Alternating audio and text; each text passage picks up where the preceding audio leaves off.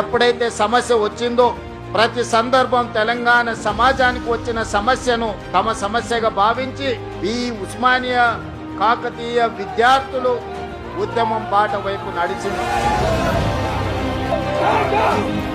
వాళ్ళ సామాజిక బాధ్యతను, వాళ్ళ యొక్క చైతన్యాన్ని ఈనాడు మనం గుర్తించి ఆయా యూనివర్సిటీల పునరుద్ధరణ చేయడమే కాకుండా అక్కడ అంతర్జాతీయ స్థాయి మౌలిక వసతులను ఏర్పాటు చెయ్యాలి అని మన ప్రభుత్వం కృత నిశ్చయంతో ఈ రోజు కార్యక్రమాన్ని తీసుకొని ముందుకు వెళ్తుంది. మిత్రులారా, మీకు అందరికీ తెలుసు, యూనివర్సిటీలను నిర్లక్ష్యం చేస్తే, విద్యను ఒకవేళ నిర్లక్ష్యం చేస్తే తెలంగాణ సమాజం బలహీనపడుతుంది.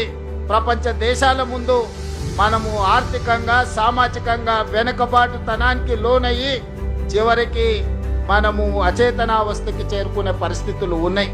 అందుకే ఈ తెలంగాణ సమాజంలో పేదలకు విద్యను, నాణ్యమైన విద్యను, సాంకేతిక నైపుణ్యాన్ని అందించడం మా ప్రభుత్వం ఒక గురుతర బాధ్యతగా భావించింది.